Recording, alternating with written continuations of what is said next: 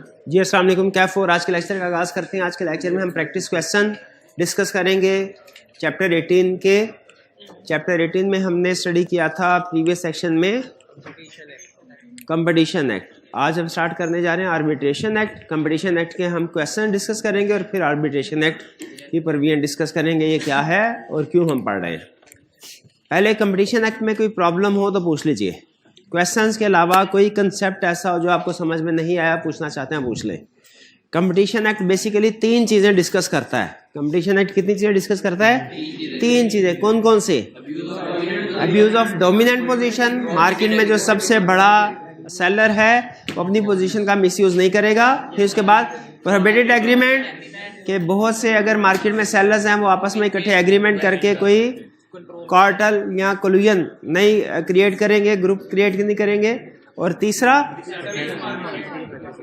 हाँ जी, deceptive marketing practice. कोई भी कंपनी ऐसी मार्केटिंग नहीं करेगी जो कि जिससे दूसरों को धोखा हो रहा हो, धोखाधड़ी वाली मार्केटिंग नहीं करेगी। ये 3 कंसेप्ट हैं हमारे। इनसे रिलेटेड कोई क्वेश्चन हो तो पूछ लें। नहीं, चलिए फिर अब हम अपने क्वेश्चन की तरफ चलते हैं। Practice question, question 1।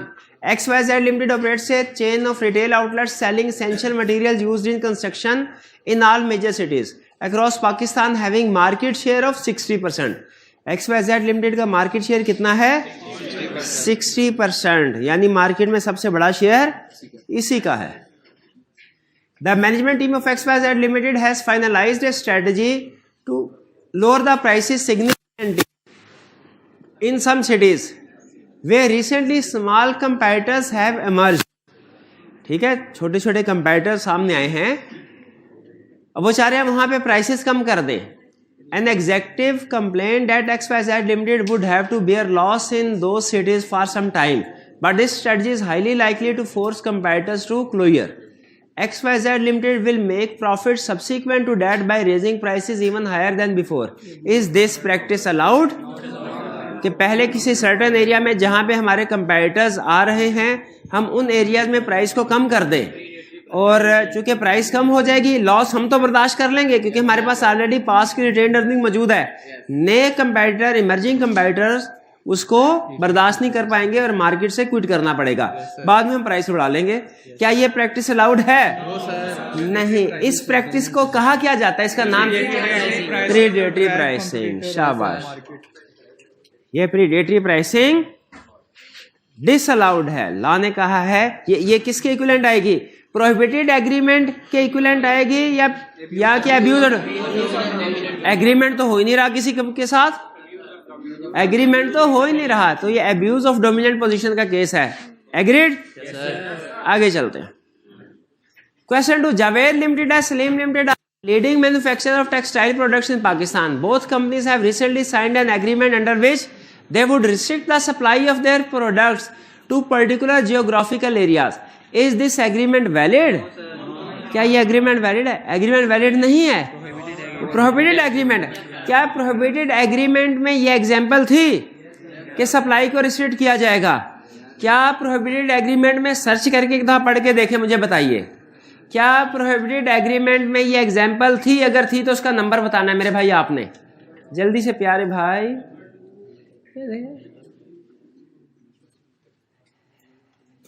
सप्लाई को रिस्ट्रिक्ट कर देना जी। क्या प्रोहिबिटेड एग्रीमेंट में कहीं पे ये लिस्ट थी, ये एग्जाम्पल थी? एग्जाम्पल नंबर 2 कौन सी एग्जाम्पल है? Fixing the quantity production. Example number कौन सा है? 2। शाबाश, तो ये प्रोहिबिटेड एग्रीमेंट का केस आ गया। क्लियर जी? Third, question 3। Strong Industries Limited is a listed company and is engaged in the manufacturing of SIL cement. SIL's market share is around 23%. SIL's plans for the next year include launching a vigorous advertisement campaign which would involve television advertisement highlighting some of the unique features of SIL cement. इसकी तो बिल्कुल इजाजत है, बिल्कुल अपने unique features को advertise करना चाहता है, करे, जरूर करे। And how it is superior to the cement manufactured by other competitors. ये थोड़ा जजमेंटल है। इसमें अगर तो वाकई सुपीरियर है, ऑब्जेक्टिवली उसको वेरीफाई किया जा सकता है, तो फिर तो वो कंपेयर कर सकता है। लेकिन अगर सुपीरियर नहीं है तो हो सकता है ये फॉल्स क्लेम हो। हाँ, जैसे एक फर्म गद्दा बेच रही है, एक 10 साल चलता है, दूसरी फर्म क्लेम कर सकती है कि हमारा गद्दा मार्केट के दूसरे गद्दों से डबल लाइफ है, डबल चलता है। क्या ये क्लेम करना गलत है? अगर ये डिपेंड करता है, अगर तो वाकई इतना पायदार है तो गलत नहीं है, लेकिन अगर वो इतना पायदार नहीं है फिर ये गलत हो सकता है। कंपेयर करना गलत नहीं है, फॉल्स कंपैरिजन करना गलत है। कंपैरिजन करना गलत नहीं है, फॉल्स कंपैरिजन करना गलत है। ठीक है जी। तो यहां पे अब अगर वो नहीं कंपेयर करते, 100 रुपये कम और क्या था वो उससे ज्यादा अच्छी धुलाई, क्या वो कंपेयर नहीं करते? अब बोनस एरियल, वो इस तरह के जो वॉशिंग पाउडर है वो कंपेयर करते हैं मार्केट में मौजूद दूसरे पाउडर की निस्बत 100 रुपये कम, एक्सप्रेस जो भी है, तो वो कंपेयर कर रहे होते हैं, वो कंपैरिजन है। भाई उसकी इजाजत है तो वो टीवी पे चलाते हैं ना। लेकिन अगर वो फॉल्स कंपैरिजन है फिर गलत है। तो यहां पे अब लेकिन रिक्वायरमेंट की तरफ चलते हैं। क्या कह रहा है? Under competition act 2010 what factor should be considered bye SIL before starting advertisement campaign.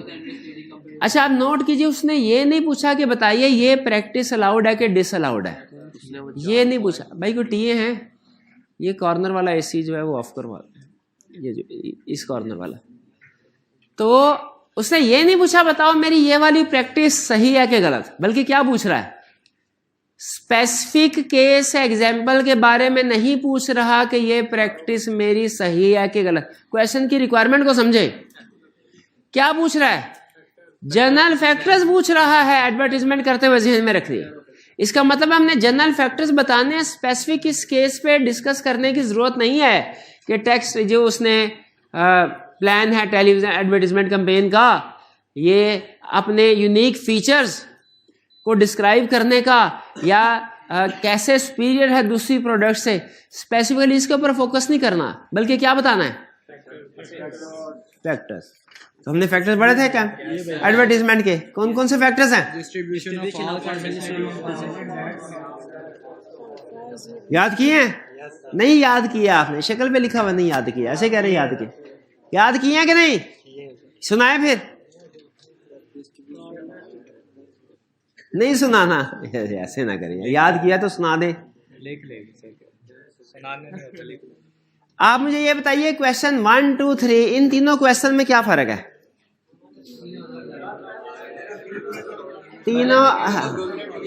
तीनों अलग अलग सिचुएशन को डील करते हैं।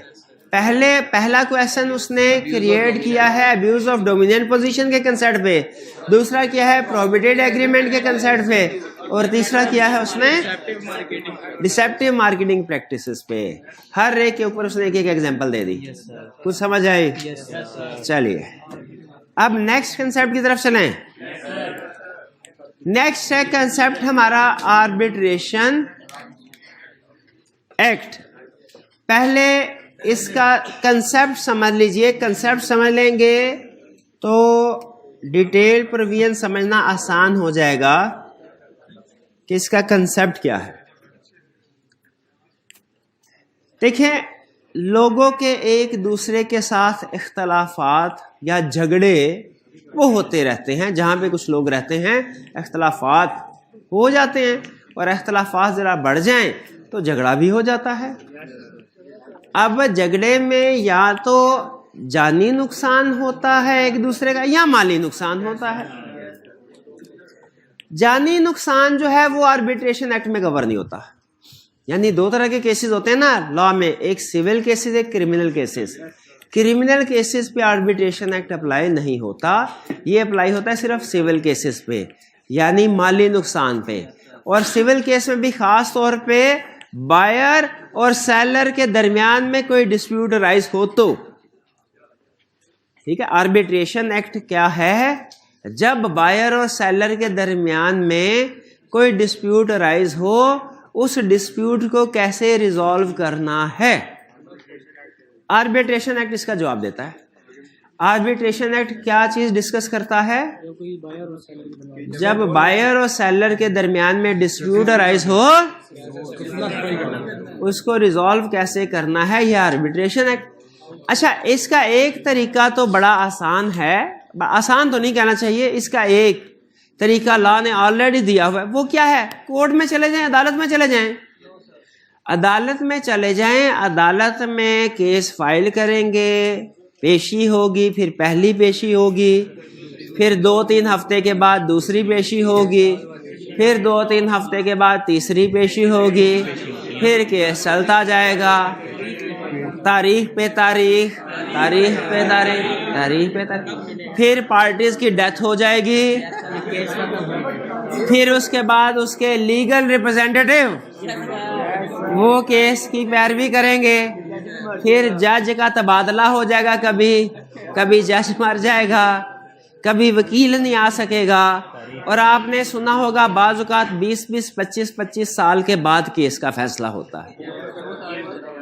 तो लीगल जो एक प्रॉपर कोर्ट सिस्टम है ना, लीगल कोर्ट सिस्टम, इसमें कबाहत ये है, फैसला इसके जरिए से भी हो सकता है, इसमें कबाहत यह है, एक तो टाइम बहुत ज़्यादा लगता है, और दूसरा जो वकील हजरात की फीस है वो भी बहुत ज़्यादा अदा, बल्कि बाज़ औक़ात तो ऐसा होता है कि जिस प्रॉपर्टी को जीता हो उसी को बेच के वकील की फीस अदा करनी पड़ जाती है। बाज़ औक़ात ऐसा भी होता है, वो तो डिपेंड करता है। अब चूँकि जो बाइंग और सेलिंग की ट्रांजैक्शन है, इसमें बायर और सेलर ये चाहते हैं कि हमारा अव्वल तो हर एक की कोशिश होगी कोई मसला अराइज ही ना हो, लेकिन अगर हो तो वो जल्द से जल्द और कम से कम कॉस्ट में हल हो जाए। बायर और सेलर की कोशिश क्या होती है? जल्द से जल्द, कम से कम वक्त में, कम से कम कॉस्ट में मसला हल हो जाए। इसीलिए लॉ ने एक alternate dispute resolution system introduce करवाया है। क्या? Alternate dispute resolution. अच्छा, डिस्प्यूट रेजोल्यूशन तो समझ में आता है कि दो पार्टीज का डिस्प्यूट है, उसको रिजॉल्व करना है। इसमें लफ्ज अल्टर क्या मुराद है? अल्टरनेट को हाँ, कोर्ट के अलावा आउट ऑफ कोर्ट सेटलमेंट के लिए, ठीक है। तो उसकी एक एग्जांपल आर्बिट्रेशन एक्ट है, जिसकी जैसे इसकी एक एग्जांपल, बड़ी कॉमन एग्जांपल है हमारा पंचायत सिस्टम जो है, वो भी एक बड़ा अच्छा, अगर जो सरपंच होता है वो अच्छा कोई समझदार बंदा हो तो ये पंचायत सिस्टम ये बहुत अच्छा सिस्टम है। इसमें कोर्ट कचहरी में चक्कर लगाने से बंदा बच जाता है, ठीक है, और फैसला भी जल्दी हो जाता है। तो इसी तरह का एक सिस्टम है जो कि कमर्शियल, ये तो पंचायत सिस्टम ना, भाई उस गांव के या उस जगह के जो मामलात हैं उनको किस तरीके से, ये इवन शहरों में भी होता है, ये यूनियन काउंसिल वगैरह में अगर आप देखें इसमें ये मौजूद होते हैं लोग कि मोहल्ले में अगर कोई लड़ाई झगड़ा हो गया, सुलह सफाई करवानी है, वो कैसे वगैरह वगैरह। तो ये अल्टरनेट डिस्प्यूट रेजोल्यूशन सिस्टम का कंसेप्ट ध्यान में रखिएगा, चैप्टर 1 में भी यूज होगा। ये क्या है कि कोर्ट के जरिए से नहीं, कोर्ट के अलावा किसी और तरीके से किसी भी मैटर को, डिस्प्यूट को रिजॉल्व करवाना। इवन कोर्ट भी इस सिस्टम को ना सिर्फ पसंद करता है बल्कि इस सिस्टम के तहत जो फैसले होते हैं उन्हें किसी हद तक लीगल प्रोटेक्शन भी देता है। इसकी रीजन ये होती है कि अल्टरनेट डिस्प्यूट रेजोल्यूशन की वजह से जो टिपिकल कोर्ट सिस्टम है इसके ऊपर बर्डन कम हो जाता है। भाई अगर जो मसले 100 मसले किसी इलाके में अगर रेज हुए हैं, इनमें से अगर सारे ना सही 40-50 भी हल हो जाते हैं और पार्टी सेटिस्फाइड हो जाती हैं, तो कोर्ट का बर्डन तो कम हो, आधा बर्डन तो कम हो गया। हाँ, अगर फैसले हुए 50 लोग मुतमिन है, 50 लोग मुतमिन नहीं है, तो 50% जो मुतमिन नहीं है, बहरहाल कानून का दरवाजा उनके लिए खुला है, वो उधर जाएं और कोर्ट में केस फाइल फिर भी कर सकते हैं। लेकिन कम से कम किसी ना किसी हद तक तो वो लीगल केसेस का बर्डन कम होगा। इसीलिए याद रखें, लॉ भी आर्बिट्रेशन एक्ट को प्रोटेक्ट, इसीलिए तो आर्बिट्रेशन एक्ट बनाया गया है ताकि लोग अपने करीब तरीन और जल्द से जल्द मसाइल का हल तलाश कर सकें। इसी चीज के ऊपर आर्बिट्रेशन एक्ट बनाया गया है। और अगर आप देखें तो मार्केट में, आप किसी भी मार्केट में, बड़ी बड़ी मार्केट में चले जाएं तो उसमें नॉर्मली उन्होंने एक अपनी यूनियन बनाई होती है। और अगर आप बाज़ औक़ात कभी कोई चीज़ खरीदते हैं ना, कोई इनवाइस कोई, तो उसके बैक साइड में देखिए कि जैसे इलेक्ट्रॉनिक्स मार्केट में गए, वहाँ पे भी इलेक्ट्रॉनिक की प्रोडक्ट खरीदी, टर्म्स एंड कंडीशन होती है। तो अगर आप बैक साइड पे उस पेज के देखेंगे, टर्म्स एंड कंडीशन में कई दफ़ा आपको ये लिखा नज़र आएगा कि अगर कभी डिस्प्यूट हुआ तो उसके लिए इस मार्केट की जो यूनियन है वहाँ पे कंप्लेन की जाएगी पहले, और वो आपके मसले को हल करेगी, सुनेगी।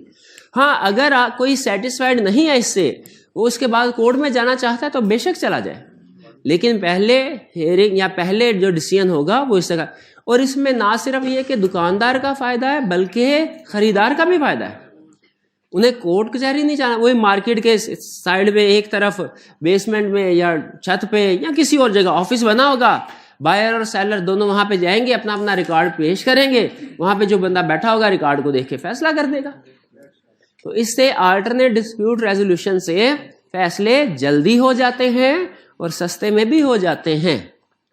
इसीलिए कारोबारी हजरात भी प्रेफर करते हैं कि थ्रू आर्बिट्रेटर ही काम।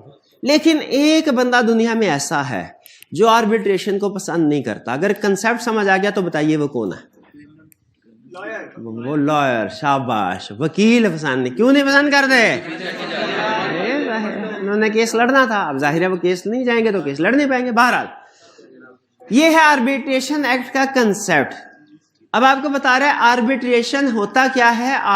ए mode of alternate dispute resolution. Alternate dispute resolution की टर्म अगर समझ आ गई तो उसको अंडरलाइन कर लें। भी समझ आ गई कि नहीं? अल्टरनेट किस चीज को रेफर कर रहा है? Other than court. ये चैप्टर 1 में टर्म आएगी। चैप्टर 1 का एक कंसेप्ट इस टर्म की बेस पे मैंने आपको डिस्कस करवाना है। अगर ये समझ आ गया तो समझ ले वो कंसेप्ट भी बेस बन गई उसकी।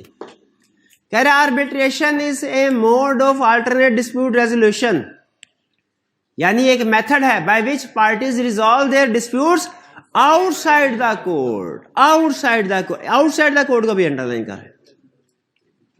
अल्टरनेट डिस्प्यूट रेजोल्यूशन में क्या होता है? मैटर्स को आउटसाइड द कोर्ट रिजॉल्व किया।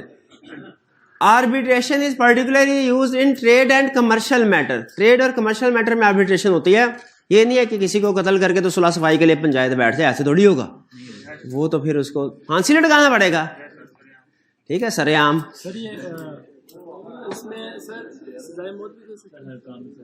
इसमें सजाए मौत नहीं दे सकते। हाँ जी, माली नुकसान जानी के लिए मैंने कहा था कि वो दूसरा कोर्ट सिस्टम होता है, क्रिमिनल। ये आर्बिट्रेशन एक्ट सिर्फ सिविल डिस्प्यूट को डील करता है।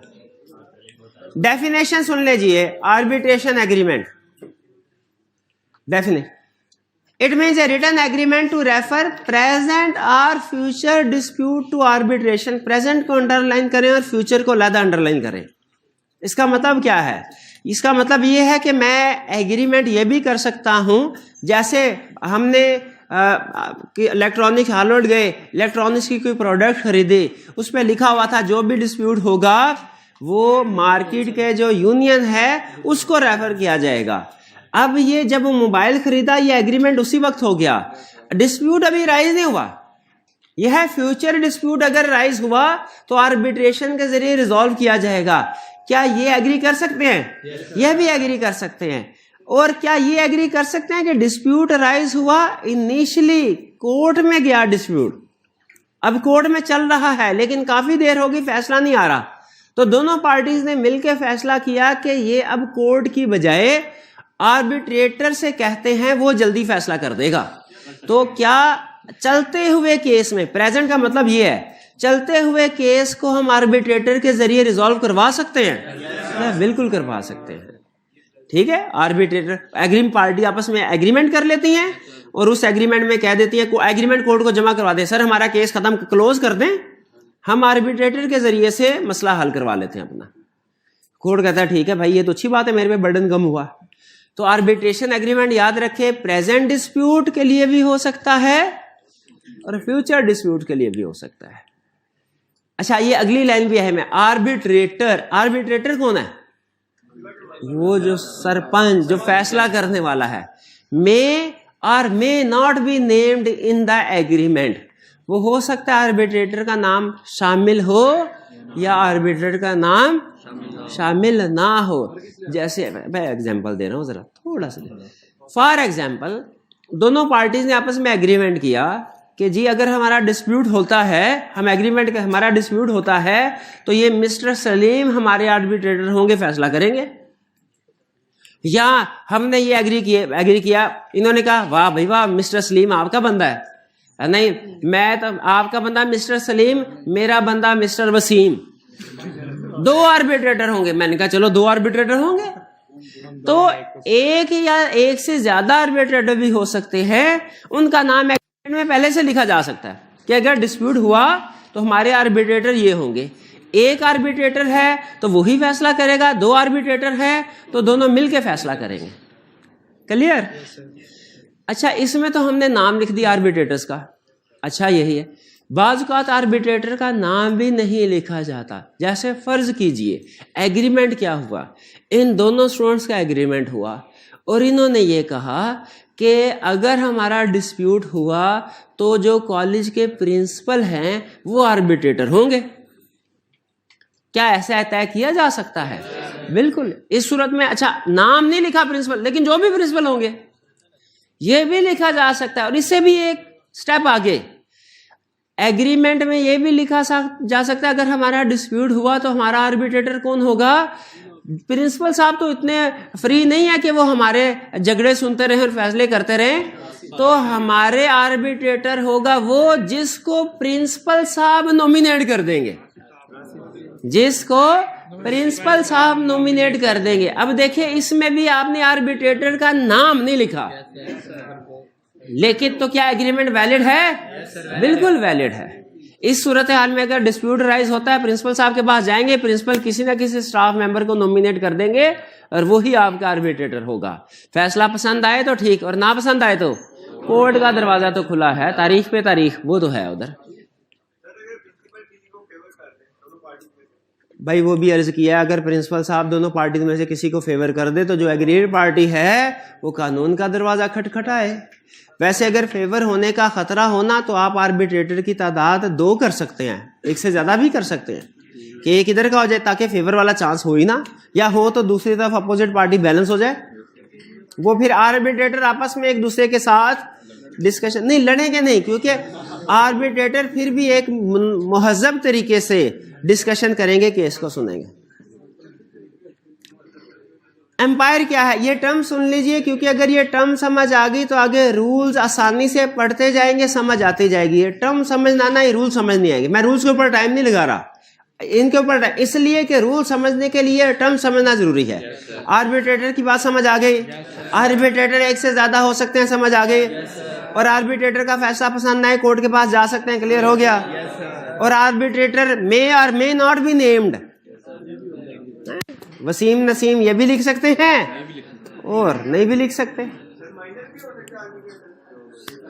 यार ये क्या कहां से आते हैं? माइनर आर्बिट्रेटर कहां से हो गया? माइनर की वजह से तो झगड़ा शुरू हुआ है। माइनर कॉन्ट्रैक्ट ही नहीं कर सकता। सॉरी ये आगे बैठा है, ये आगे बैठा है मेरे, इस वजह से आया मेरे पहले वक्त में बादशाह मर जाता तो शहजादा छोटा होता था, फैसला करता।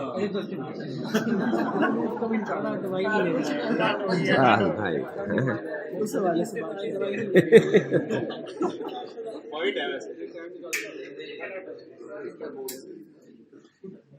ये भाई ने अगर कह दिया ना तो ए 3 जो है ना 3, इनमें से जिसको भाई कहेगा, अगर भाई कहे तो इनको क्लास से बाहर निकाल दूंगा, क्योंकि इन्हें डिस्टर्ब करने की कोशिश की। जी भाई माफी दे दें। एम्पायर, गौर से सुनने लफ्ज आर्बिट्रेटर और एम्पायर में फर्क, वरना बाद में समझ नहीं आएगा। क्या आर्बिट्रेटर 1 से ज्यादा हो आर्बिट्रेटर को अगर नॉमिनेट करना है, अगर नॉमिनेट कर कौन करता है? Parties to the contract. लेकिन अगर आर्बिट्रेटर 1 से ज्यादा हो 2, अगर तो दोनों एक साइड पे वोट दे दे, कहानी खत्म, फैसला हो गया। दोनों दूसरी साइड पे वोट देते, कहानी खत्म, फैसला हो गया। अगर एक का वोट यस हो, दूसरे का वोट नो हो, फैसला नहीं हो सका ना। ऐसी सिचुएशन में जब आर्बिट्रेटर कहे हम फैसला नहीं कर, किसी भी वजह से वो ड्यू टाइम से पहले फैसला नहीं कर सकते, या एक एक वोट से बराबर हो गया फैसला, उस सूरत में जो आर्बिट्रेटर हैं ये एक अंपायर को नॉमिनेट करते हैं कि एक अंपायर, याद रखे अंपायर को नॉमिनेट किसने करना है, पार्टीज ने नहीं। और अंपायर कब आएगा मैदान में, जब आर्बिट्रेटर फेल हो जाएंगे। अगर इशू जब अराइज होगा तो वो इशू डील कौन करेंगे, आर्बिट्रेटर। और अगर आर्बिट्रेटर वो इशू रिजॉल्व करने में किसी वजह से नाकाम रहते हैं तो फिर वो किधर जाएंगे, अंपायर रिव्यू ले लेंगे, शाबाश, थर्ड अंपायर से। लीगल रिप्रेजेंटेटिव, आपको पता चल गया किसी की डेथ हो जाए उसके वाली वारसा में। रेफरेंस का मतलब क्या है, लफ्ज रेफरेंस आपने अक्सर टीवी वगैरह पे भी सुना होगा, रेफरेंस भेज दिया, क्या है, किसी केस में रेफरेंस भेज दिया। रेफरेंस का मतलब क्या है, reference means act of submitting a case to authority under arbitration, for example arbitrator or umpire or court. आपको पता है अल्टीमेटली कोर्ट के पास भी जा सकते हैं। यानी जब डिस्प्यूट राइज हो जाए और वो केस आर्बिट्रेटर को सबमिट किया जाए तो इसे क्या कहते हैं, रेफरेंस फाइल्ड विद आर्बिट्रेटर। और अगर आर्बिट्रेटर भी फेल हो जाए और अंपायर आ जाए दरमियान में, फिर क्या कहा जाता है कि reference filed to umpire, reference file to court. तो रेफरेंस का मतलब क्या है, एक्ट ऑफ सबमिटिंग केस। आप वो इंग्लिश में भी पढ़ते होंगे रेफरेंस, वो लेटर वगैरह में लिखे होते हैं रेफरेंस, कि वो कोई सोसाइटी में कोई मोअज़्ज़ज़ बंदा आपकी गवाही दे, उसे भी रेफरेंस कहते हैं। लेकिन लॉ में यहाँ पे रेफरेंस का मतलब क्या है, केस रेलिवेंट अथॉरिटी को फॉरवर्ड करना, रेफरेंस। अब सुन लीजिए, ये डेफिनेशन अगर समझ आ गई तो प्रोविजंस की तरफ जा रहे हैं। प्रोविजन अब सबसे अहम केस स्टडी में भी टेस्ट कर सकता है, रिप्रोडक्शन के क्वेश्चन में भी। यहां पे रुक के कोई क्वेश्चन पूछना चाहते हैं तो पूछ ले।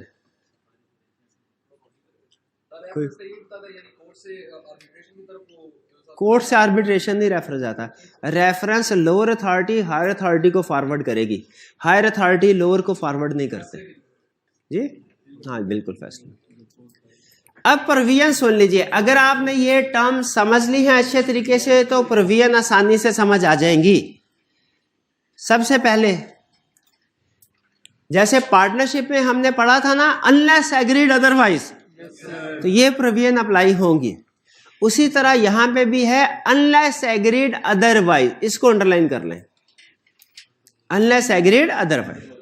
यानी आर्बिट्रेशन एग्रीमेंट का पहला असूल क्या है कि there will be an arbitration agreement deemed to include following provision, there will be sole arbitrator, एक ही आर्बिट्रेटर होगा। यानी अगर एग्रीमेंट में आर्बिट्रेटर के बारे में कुछ भी नहीं लिखा गया कितने होंगे तो कितने होंगे, लेकिन अगर एग्री किया जाए कि 2 या 3 या 4 होंगे तो फिर वो हो सकते हैं, क्लियर। लेकिन बाय डिफॉल्ट कितने आर्बिट्रेटर होंगे, एक। इसमें कोई प्रॉब्लम, टिक कर ले, इसको समझ आ गई बात। तो दूसरा, if there are even number of arbitrators, arbitrator shall appoint an umpire within 1 month of their appointment. अगर इवन नंबर है तो जैसे ही आर्बिट्रेटर को अपॉइंट किया गया, अपॉइंटमेंट के 1 महीने के अंदर अंदर उन्होंने एक अंपायर को भी नॉमिनेट करना है। क्यों करना है, क्योंकि इवन नंबर है ना, तो हो सकता है वोट 1-1 से बराबर हो जाए। तो अगर बराबर हो जाए तो फिर अंपायर को फिर अंपायर फैसला करेगा, वो एक ही होगा, क्लियर। अंपायर 2 नहीं आ सकते, एक ही होगा अंपायर, और वो आर्बिट्रेटर फैसला करेंगे।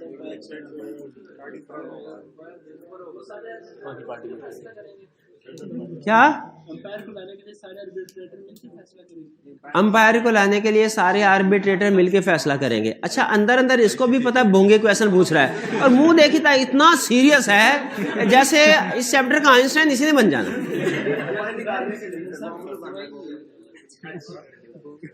क्या ये टॉपिक आसान ना होता है, बताता फिर मजा।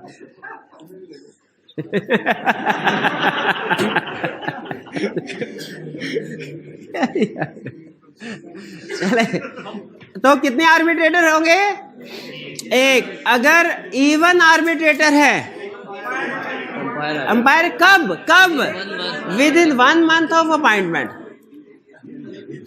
फिर authority of arbitrator or umpire shall be irrevocable except with permission of court. कहते हैं एक दफा आर्बिट्रेटर को अपॉइंट कर दिया ना आपने, तो फिर आप उसको कैंसिल नहीं कर सकते। इसको ये ना समझेगा जैसे एजेंट है कि एजेंट को अपॉइंट किया और जब बस इसको कहा जा भाई घर जा, हाँ फैसला। कहते हैं अगर अपॉइंट कर दिया आपने किसी को आर्बिट्रेटर या एम्पायर, फिर इसको चेंज नहीं कर सकते unless with the permission of court. हाँ, कोर्ट अगर परमिट करे, फिर इसका मतलब है अगर हम आर्बिट्रेटर को अपॉइंट कर दिया, अभी चल रहा है केस, और उसको चेंज करना चाहते हैं, तो हमें आर्बिट्रेटर के पास जाना पड़ेगा, अंपायर के पास जाना पड़ेगा या कोर्ट के पास? कोर्ट के पास जाना पड़ेगा। ठीक। फिर arbitrator shall make award. Award का मतलब होता है डिसीजन। जैसे रेफरेंस का मतलब होता है ना केस सेंड करना किसी अथॉरिटी को। रेफरेंस का मतलब क्या है? केस सेंड करना किसी अथॉरिटी। अवार्ड का मतलब क्या है? डिसीजन, फैसला करना। कहता है आर्बिट्रेटर कब फैसला करेगा?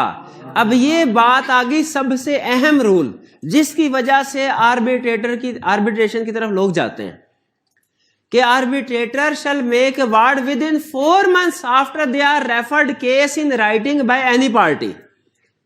कि आर्बिट्रेटर के लिए जरूरी है 4 महीने के अंदर अंदर फैसला करे। इसका मतलब है जिस तरह का मर्जी केस हो, आर्बिट्रेटर ने 4 महीने के अंदर अंदर उसका फैसला करना है। 4 महीने से ज्यादा जा ही नहीं सकते। हो सकता है 1 महीने में फैसला हो जाए, लेकिन ज्यादा से ज्यादा जो केस लटकेगा 4 महीने से। आप देखिए 4 महीने की बहुत ज्यादा टाइम नहीं है। और यह भी ऐसा नहीं है कि हर केस में लगता है, बाज़ औक़ात तो वो महीने के अंदर अंदर 1.5-2 हफ्ते में फैसला हो जाता है।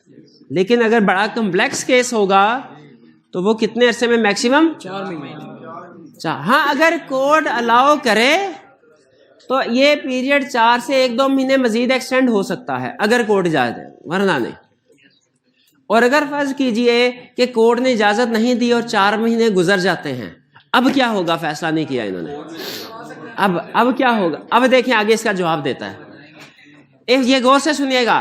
If time is expired without making a decision, or arbitrators have expressed in writing their inability to reach a decision, two parties are umpire. ठीक है? अगर या तो आर्बिट्रेटर 4 महीने गुजर गए फैसला नहीं कर पाए, या 2 महीने बाद इन्होंने कह दिया सर ये मैटर बहुत कम्प्लेक्स है, हम में इतना एक्सपीरियंस, इतनी एक्सपर्टीज नहीं है, ये मैटर बहुत कम्प्लेक्स है, ये हमसे 4 महीने हम इसको नहीं कर पाते, हम इसको डील नहीं कर पाएंगे, हम इसमें फैसला नहीं कर पाएंगे। यहाँ तो देखे 2 सिचुएशन आने बताइए, यहाँ तो 4 महीने गुजर जाएं तब और फैसला ना कर सके, और दूसरा 4 महीने से पहले ही ये खुद बता दे कि सर हमसे फैसला नहीं हो पाएगा। तो उस सूरत हाल में फिर क्या होगा? एम्पायर से एक नई पार्टी आ जाएगी। वो पार्टी कौन होगी? Umpire shall enter on the reference in place of arbitrators for. अब अगर कंसेप्ट समझ आ रहा है, बुक की तरफ नहीं देखना, एक रूल बता रहा हूं, इसकी एक्सेप्शंस बतानी है आपने। रूल ये है कि अगर आर्बिट्रेटर्स 4 महीने उनको कोई केस रेफर किया गया इन राइटिंग और उसके 4 महीने के अंदर अंदर वो फैसला नहीं कर पाए, तो एम्पायर आ जाएगा, टेक ओवर कर लेगा। क्लियर? अब आर्बिट्रेटर की जगह वो फैसला करेगा। डन? क्या कोई ऐसा केस है कि 4 महीने से पहले एम्पायर आ सकता है? क्या? जब वो अपनी इनएबिलिटी जाहिर कर दें आर्बिट्रेटर। शाबाश। अच्छा, ऐसा हो सकता है कि 4 महीने गुजर जाएं फिर भी एम्पायर ना आए? हाँ, शाबाश, जब कोर्ट टाइम को एक्सटेंड कर दे। ठीक है, इसलिए उसने कहा अगर टाइम एक्सपायर हो जाए, एक्सटेंडेड टाइम भी कोर्ट ने ऑप्शन रखी हुई है, या पहले अगर वो अपनी इनएबिलिटी शो कर दें आर्बिट्रेटर, अंपायर आ जाएगा। अब अंपायर आएगा तो क्या होगा? Umpire shell make award with in 2 months after entering such period में बी एक्सटेंडेड बाय कोर्ट। जैसे 4 महीने एक्सटेंड हो सकते थे आर्बिट्रेटर के, अंपायर के भी 2 महीने एक्सटेंड हो सकते हैं, लेकिन अंपायर ने कितने समय फैसला करना है? 2 महीने में। और आर्बिट्रेटर्स ने कितने समय फैसला करना था? 4 महीने में। भाई ये एम्पायर का टेन्योर कम क्यों है? इसलिए कि बहुत सारी वर्किंग 4 महीने में ऑलरेडी हो चुकी होगी। जीरो से स्टार्ट नहीं करना एम्पायर ने, बहुत सारी वर्किंग हो चुकी होगी, उसने इसी को आगे कैरी फॉरवर्ड करना है। इसलिए आर्बिट्रेटर के लिए टाइम क्या है? 4 के लिए टाइम है 4 months which is extendable by court, और अंपायर के लिए 2 महीने which is also extendable by court. फिर इसके बाद parties to the case and other persons shall produce before the arbitrators or umpire all books accounts and documents in their possession which may be required. जो भी parties है जिनके दरमियान झगड़ा चल रहा है, आर्बिट्रेटर या एम्पायर अगर उनको कहेगा, वो अपने सारे डॉक्यूमेंट्स सामने लेके आएंगे, रखेंगे। जैसे भाईजान ने मोबाइल खरीदा, इन्होंने मोबाइल बेचा, इन्होंने मोबाइल खरीदा, और फिर जब देखा तो वो मोबाइल खराब था, चल नहीं रहा था। उन्होंने कहा सर ये मोबाइल चल नहीं रहा, तो आप इसको वापस कीजिए, मुझे कोई दूसरा मोबाइल दिया। उन्होंने कहा नहीं यार, तो आपने भी खराब किया है, इसमें मैन्युफैक्चरिंग फॉल्ट कोई नहीं है, या आपने। अब दोनों में झगड़ा शुरू हो गया, और इन्होंने एग्रीमेंट में लिखा हुआ था, जो मोबाइल को बेचने का एग्रीमेंट था, कि आर्बिट्रेटर जो होगा वो इसी मार्केट की यूनियन होगी। अब यूनियन में वो चले गए, क्या वहां पे जो आर्बिट्रेटर है वो इनसे कह सकते हैं कि आप अपना अपना एविडेंस लेके आए? इनसे कहा हाँ भाई तुम अपनी दुकान की रसीद लेके आओ, देखिए वहां पे क्या टर्म्स एंड कंडीशन है। इनसे भाई आप अपनी लेके आए, देखिए कब खरीदा था, क्या ये वही मोबाइल है, इसके ऊपर सीरियल नंबर वगैरह मैच कर लें। इस तरह की डॉक्यूमेंट्स क्या प्रोड्यूस करने को कह सकता है एम्पायर या आर्बिट्रेटर? यस, कह सकता है जी। अब ये यूनियन वगैरह की मर्जी है कि वो एक ही आर्बिट्रेटर को अपॉइंट करें या एक से ज्यादा को। नॉर्मली वो एक ही आर्बिट्रेटर को अपॉइंट करते हैं। नहीं, कस्टमर देखे, अगर तो एग्रीमेंट में ये एट टाइम ऑफ एग्रीमेंट ये एग्री हुआ था कि कस्टमर नॉमिनेट करेगा या एक कस्टमर नॉमिनेट करेगा एक शॉपकीपर, तो फिर तो वैसे ही होगा। लेकिन अगर एट टाइम ऑफ एग्रीमेंट वहां पे ये लिखा था, जो कि नॉर्मली यही लिखा होता है कि यूनियन कौंसिल करेगी आर्बिट्रेटर, तो फिर यूनियन कौंसिल या कोई भी यूनियन जो मार्केट की यूनियन है, तो वो जो यूनियन है वो फिर किसी एक को नॉमिनेट करेगी। मामला ज्यादा संगीन हो तो फिर वो एक से ज्यादा को भी नॉमिनेट कर सकता है, लेकिन ये मर्जी यूनियन की होगी, अपनी नहीं होगी। ये बिल्कुल जैसे आपने बाज़-औक़ात देखा होगा कि एक पार्टी कह रही है जी फुल बेंच तश्कील दिया जाए, और दूसरी कह रही है नहीं 3 रुकनी बेंच हो। तो ये अपनी अपनी चॉइस पार्टीज की होती है, लेकिन ये फैसला किसने करना है? ये बिलाहर सुप्रीम कोर्ट ने फैसला करना है कि जो बेंच होगा वो 3 रुकनी होगा, 5 रुकनी होगा, 7 रुकनी, फुल, जितना भी है। तो ये आर्बिट्रेटर अगर आपने कह दिया किसी अथॉरिटी को, जैसे यूनियन को रेफर किया जाएगा, तो अब आर्बिट्रेटर 1 होगा, 2, 3, ये यूनियन डिसाइड करेगी। फिर parties to the case shall do all other things which arbitrator और एम्पायर में रिक्वायर। अगर वो उनसे कुछ कहे तो उन्होंने उसके ऊपर अमल करना है। जैसे बाज़ औक़ात पार्टीज क्या करती है, एक दूसरे के खिलाफ सोशल मीडिया पे कैंपेन चला देती हैं, तो इससे अल्टीमेटली दोनों पार्टीज को नुकसान होता है अल्टीमेटली। इसीलिए आर्बिट्रेटर को कह सकता है कि जब तक आपका केस चल रहा है आपने सोशल मीडिया पे एक दूसरे के खिलाफ कैंपेन नहीं करनी। तो क्या पार्टीज को फॉलो करना पड़ेगा कि नहीं? याद रखें, आर्बिट्रेटर के पास कमो बेश मिलते उतने पावर्स होती है जितनी एक जज के पास होती है या कोर्ट के पास होती है। लीगल पावर, लीगल प्रोटेक्शन हासिल आर्बिट्रेशन को। फिर award shall be final and binding on parties decision. अच्छा, इसको गलत इंटरप्रेट नहीं करना।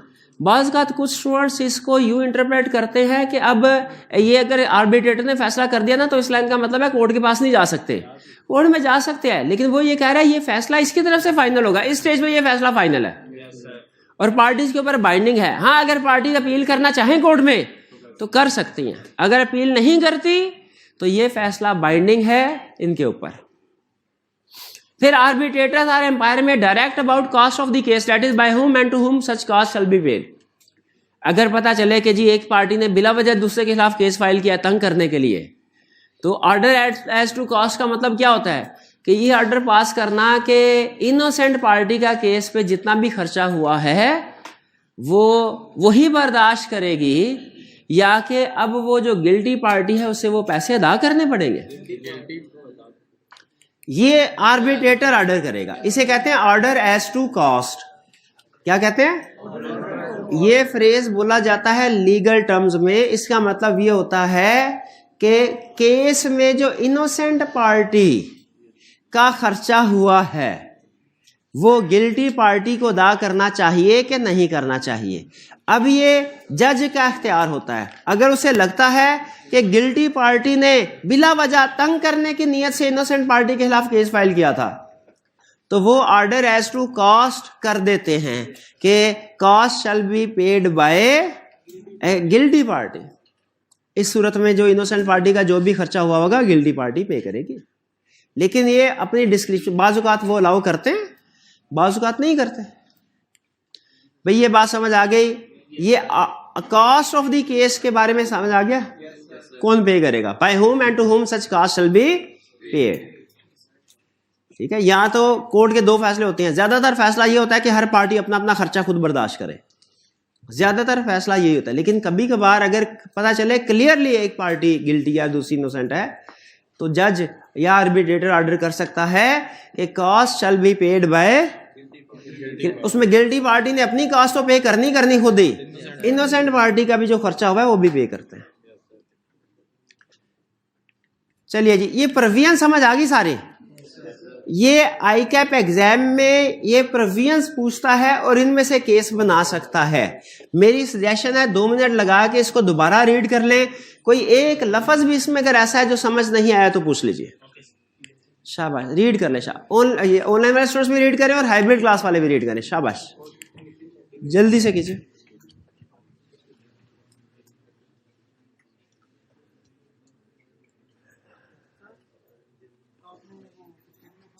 मिनिमम 20 नंबर आ गया। ये पहला चैप्टर 3 चैप्टर 20 नंबर लेने वाले आने हैं या 20 नंबर में से पता नहीं टोटल आने हैं? टोटल सेट करेगा 15 से 20। हाँ जी, इसके दरमियान में आते हैं। बड़ी आसानी से ले सकते हैं आप, इसमें सारे ले सकते हैं।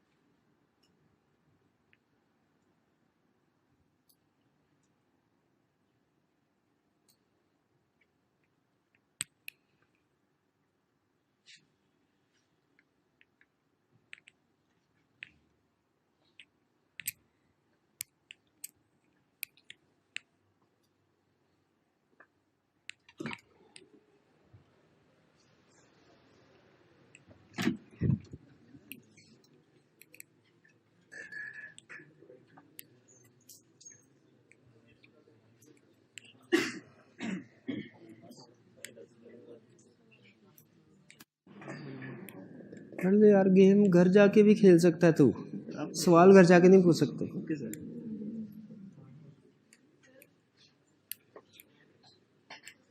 जी जी पूछिए।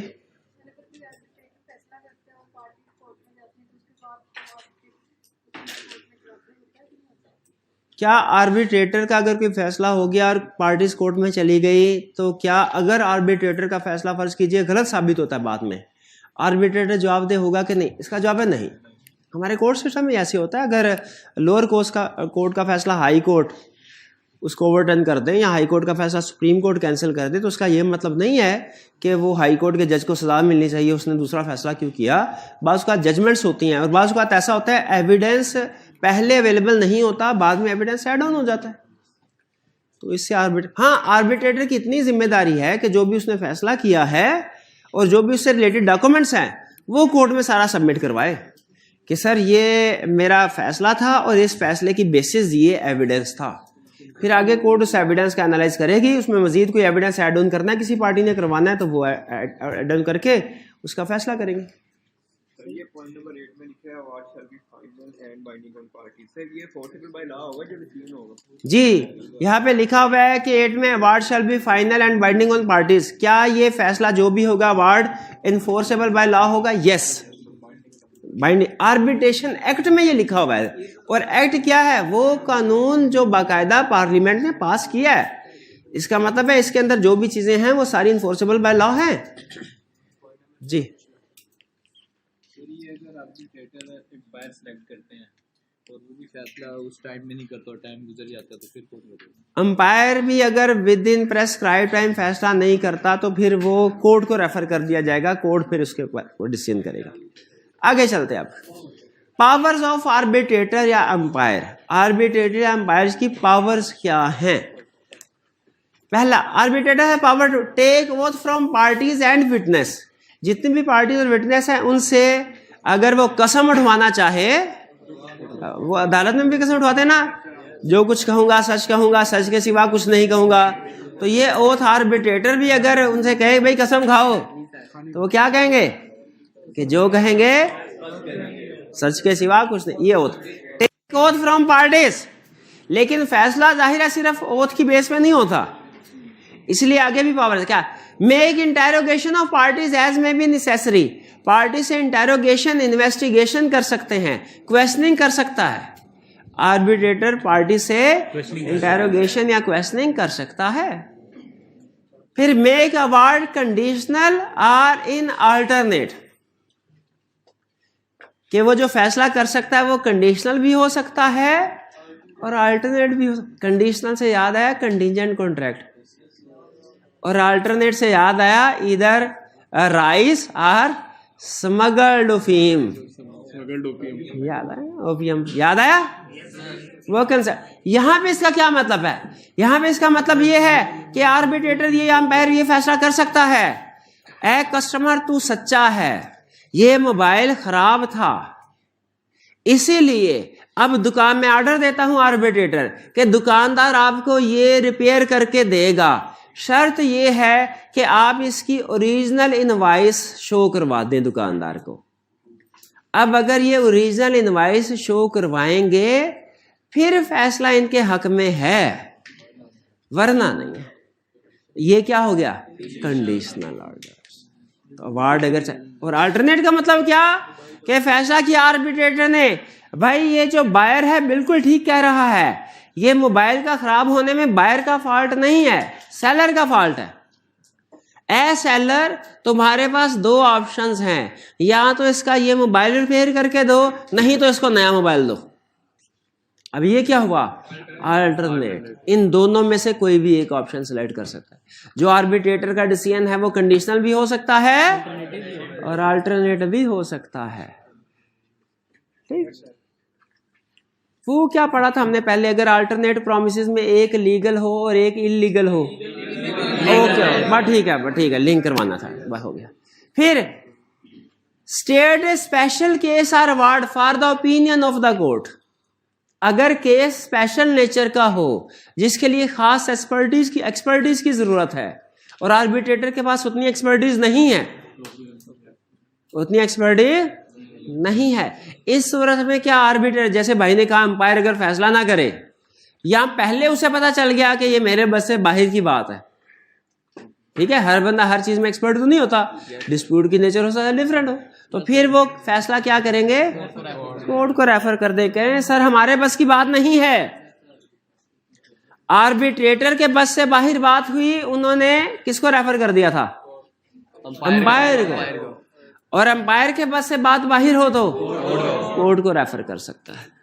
5 से पहले मुझे ये बताइए अगर आर्बिट्रेटर अपने टाइपिस्ट को कह रहा था अवार्ड टाइप कर, डिसीजन टाइप कर, hereby it is ordered that bye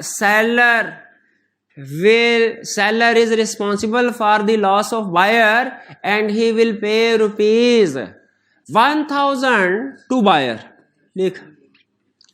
इसको 1000 लिखवाया था, इसने 00 आगे एक एक्स्ट्रा करके 10,000 कर दिया। अब ऑर्डर इशू हो गया, कॉपी बन गई और कॉपी दोनों पार्टीज को दे दी। अब बताइए सेलर 1000 अदा करने का पाबंद है कि 10,000? क्यों लिखा तो 10,000 है?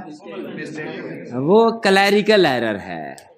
अब ये क्लैरिकल एरर दूर करने के लिए कोर्ट के पास जाना पड़ेगा कि आर्बिट्रेटर खुद भी ठीक कर सकता है, खुद भी ठीक कर सकता है। Correct clerical mistake in the award due to accidental error और ओमिशन। सही। अच्छा तूने भी 10,000 लिख दिया, शाबाश, 1000 लिखना था। तो ये एक्सीडेंटल एरर, तो क्लैरिकल एरर को ठीक भी कर सकता है अवार्ड में जो होगा। अवार्ड का मतलब क्या है? डिसीजन लिखा है कहीं पे? या एंड में रिवीजन करते हुए कंफ्यूज हो जाएंगे। हाँ, अवार्ड से आपको वो टीवी वाले अवार्ड याद आने शुरू हो जाएंगे। हाँ जी भाई, पावर्स ऑफ आर्बिट्रेटर क्लियर और रूल्स भी क्लियर। अब आगे दो छोटे छोटे कंसेप्ट्स हैं। Appointment of arbitrator by a third party. क्या थर्ड पार्टी को कोई, क्या आर्बिट्रेटर को कोई थर्ड पार्टी भी अपॉइंट कर सकती है? प्रिंसिपल साहब, वही कंसेप्ट है। शाबाश। Parties may agree that arbitrator shall be appointed by a third party. Third party को अंडरलाइन करके अपनी याद दहानी के लिए लिख दे प्रिंसिपल साहब।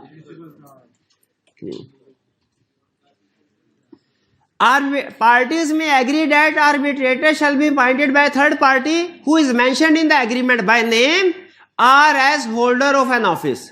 जैसे chairman of chamber of commerce of Lahore, ये कॉलेज का प्रिंसिपल तो प्रिंसिपल साहब है ना, लेकिन जो एक इंडस्ट्री होती है उसका चेयरमैन होता है चैम्बर ऑफ कॉमर्स। तो अब जो चेयरमैन है, अगर हमने ये लिख दिया arbitrator shall be appointed bye chairman of chamber of commerce, dispute rise होता है, आर्बिट्रेटर कौन अपॉइंट करेगा? Chairman of chamber of commerce, chairman of chamber of commerce. ठीक है, ये कंपनीज का अगर एक दूसरे का डिस्प्यूट होता है तो फिर ये चेयरमैन जो होता है चैम्बर ऑफ कॉमर्स का, ये डील ये एक टीम बना देता है आर्बिट्रेटर्स की। वो एक भी हो सकता है, एक से ज्यादा भी हो सकते हैं। लेकिन इस कंसेप्ट में ये ध्यान में रखिएगा, इसका ये मतलब नहीं है, इसमें आप ये नहीं सीख रहे कि जो चेयरमैन है वो आर्बिट्रेटर है। इसमें सीख क्या रहे हैं? अपॉइंट करता है। As a holder of office कहते हैं पोजीशन को। क्या आप नाम की बजाय किसी का पोजीशन लिख दें? हाँ जी, जैसे प्रिंसिपल का नाम भी लिख दें या उसकी बजाय प्रिंसिपल, पोजीशन लिख देना ज्यादा बेहतर होता है। इसलिए कि हो सकता है जिस वक्त आपने डील की है उस वक्त चेयरमैन कोई और हो और बाद में चेयरमैन कोई और हो, तो नाम लिखने की बजाय पोजीशन लिख देना ज्यादा बेहतर है। लेकिन अगर बात मोहल्ले की हो तो इस सूरत में नाम लिख देना बेहतर है कि कौन साहब जो है वो फैसला करेंगे। मोहल्ले में कोई शख्सियत ऐसी मौजूद है जिसके ऊपर दोनों का एतबार, तो वो लिख ले। लेकिन कोई पोजीशन भी लिख सकता है, इमाम साहब, मस्जिद के इमाम साहब फैसला करेंगे, वो होल्डर ऑफ पोजीशन की बात हो गई। अब जिस वक्त डिस्प्यूट होगा जो भी इमाम साहब होंगे वो फैसला करेंगे। ये बात समझ आ गई? Appointment of arbitrator by third party. आखिरी concept, parties can apply for arbitration during a suit.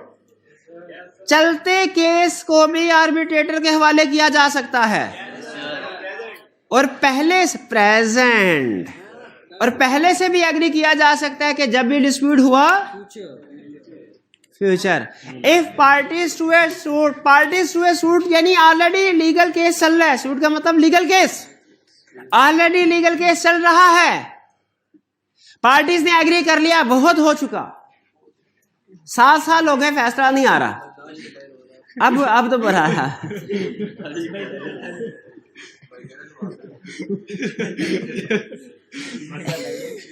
If parties to a suit agree to settle the matter through arbitration, they may apply to court in writing. Court को in writing हाथ जोड़ के उन्हें कहेंगे मेहरबानी आपकी, हाँ जी, आप अब आर्बिट्रेटर की तरफ आप अब छोड़ दें हमें, हम आर्बिट्रेटर की तरफ जाना चाहते हैं, हमारा फैसला आर्बिट्रेशन के थ्रू करवा दें।